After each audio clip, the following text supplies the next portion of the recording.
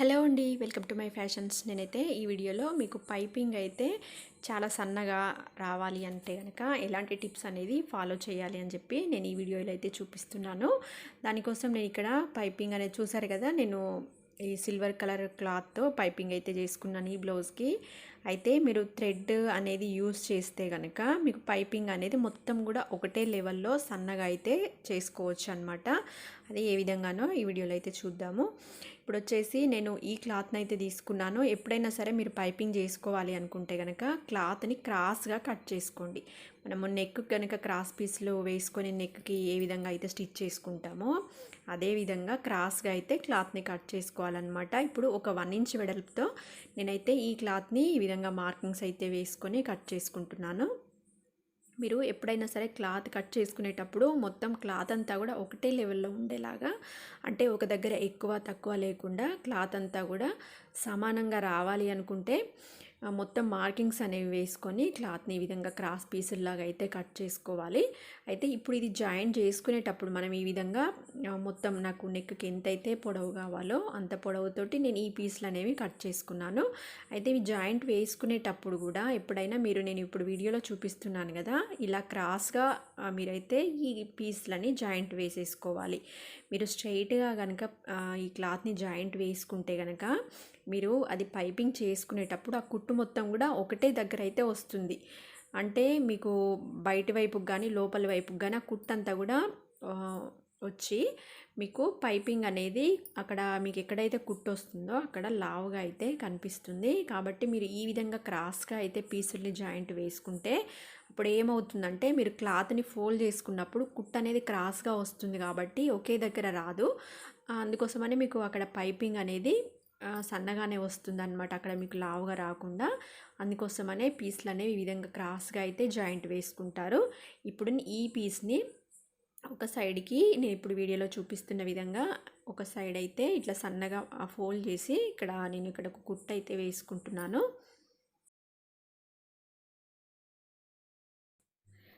నా ఛానల్లోకి ఎవరైనా కొత్తగా వచ్చినట్లయితే కనుక ఛానల్ అయితే తప్పకుండా సబ్స్క్రైబ్ చేసుకోండి. టైలరింగ్ గురించి మంచి మంచి టిప్స్ అండ్ ట్రిక్స్ అన్నీ కూడా నేను చెప్తూ ఉంటాను. అదేవిధంగా ఈ వీడియో మీకు నచ్చినట్లయితే కనుక ఈ వీడియోని లైక్ చేయండి, మన వీడియోస్ అన్నీ కూడా షేర్ చేయండి.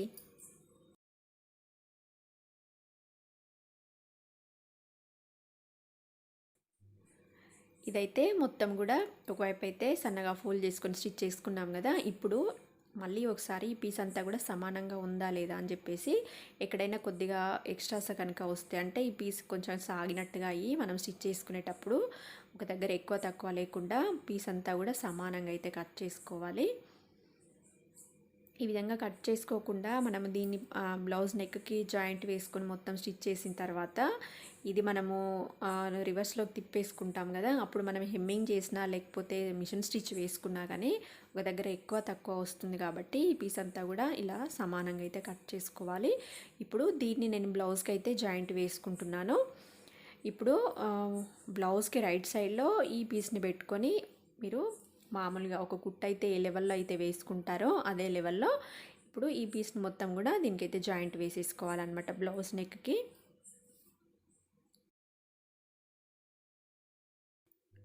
ఈ పీస్ని అయితే మొత్తం కూడా ఇలా బ్లౌజ్కి అయితే జాయింట్ వేసుకున్నాను.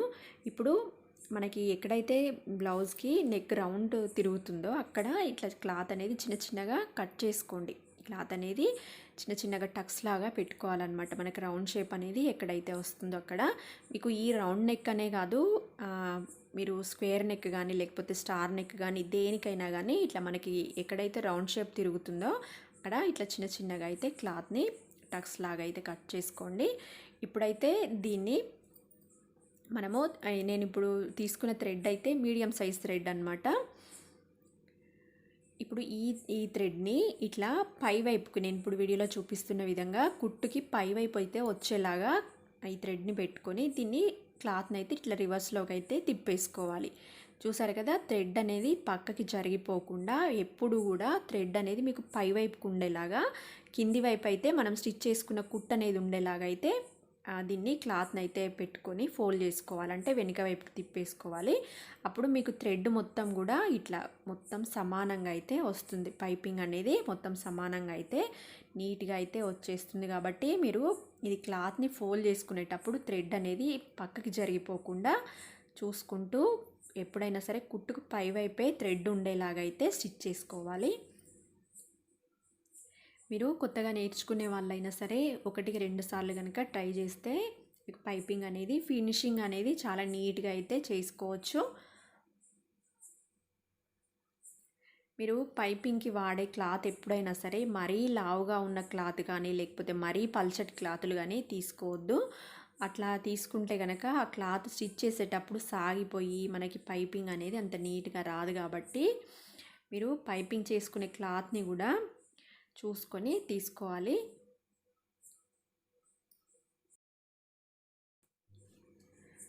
చూసారు కదా పైపింగ్ అనేది మనకి ఎంత సన్నగా అయితే వచ్చిందో. ఇప్పుడు ఇటువైపు మనం మిషన్ స్టిచ్ అయినా వేసుకోవచ్చు, లేకపోతే ఇక్కడ మనం హెమ్మింగ్ అయినా కూడా చేసుకోవచ్చు అనమాట. అది మనం వేసుకునే దాన్ని బట్టి మన చాయిస్.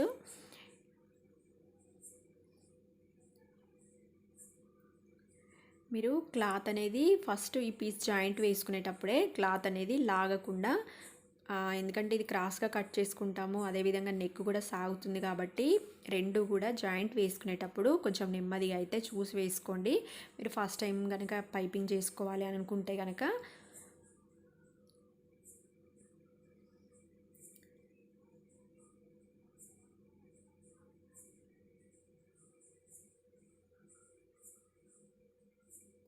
ఎప్పుడైనా సరే మీరు పైపింగ్ చేసుకునేటప్పుడు ఆపోజిట్ కలర్స్ కనుక తీసుకుంటే పైపింగ్ అనేది చూడడానికి కూడా చాలా బాగా అయితే కనిపిస్తుంది.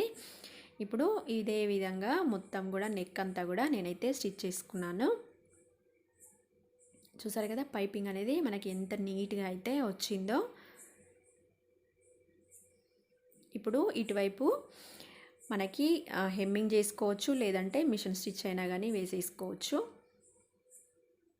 నేనైతే ఇప్పుడు దాన్ని మళ్ళీ రివర్స్లోకి అయితే తిప్పేసుకొని దానిపై నుంచి వెళ్ళి మిషన్ స్టిచ్ అయితే వేసుకుంటున్నాను. మనకి క్లాత్ అనేది మొత్తం కూడా ఒకటే లెవెల్లో ఉంది కాబట్టి కుట్టు కూడా మొత్తం ఒకటే లెవెల్లో అయితే కనిపిస్తుంది. అందుకోసమని మీరు క్లాత్ అయితే సమానంగా అయితే కట్ చేసుకోవడం అయితే అలవాటు చేసుకోండి. అప్పుడు మీకు ఇది మొత్తం కూడా ఒకటే లెవెల్లో వచ్చి బ్లౌజ్ అయితే మనకి చాలా నీట్గా అయితే కనిపిస్తుంది. అయితే మనం ఎప్పుడైనా సరే హ్యాండ్స్ వేసిన తర్వాత నెక్ కనుక స్టిచ్ చేస్తే మనకి పట్టినట్టుగా నెక్ అనేది అంత కుట్టడానికైతే కొద్దిగా ఇబ్బంది అవుతుంది, మీరు కొత్తగా నేర్చుకునే వాళ్ళైతే కనుక. అందుకోసమని ఎప్పుడైనా సరే మీరు నెక్ స్టిచ్ చేసుకున్న తర్వాతనే హ్యాండ్స్ అనేవి జాయింట్ వేసుకోండి. అప్పుడు మీకు కుట్టడానికి అయితే ఈజీగా అయితే ఉంటుంది. చూసారు కదా మనకి ఈ బ్లౌజ్కి మొత్తం పైపింగ్ అనేది వేసేసుకున్న తర్వాత ఏ విధంగా అయితే వచ్చిందో. నా వీడియో మీకు నచ్చినట్లయితే కనుక తప్పకుండా నా వీడియోని లైక్ చేయండి, మా ఛానల్ అయితే సబ్స్క్రైబ్ చేసుకోండి.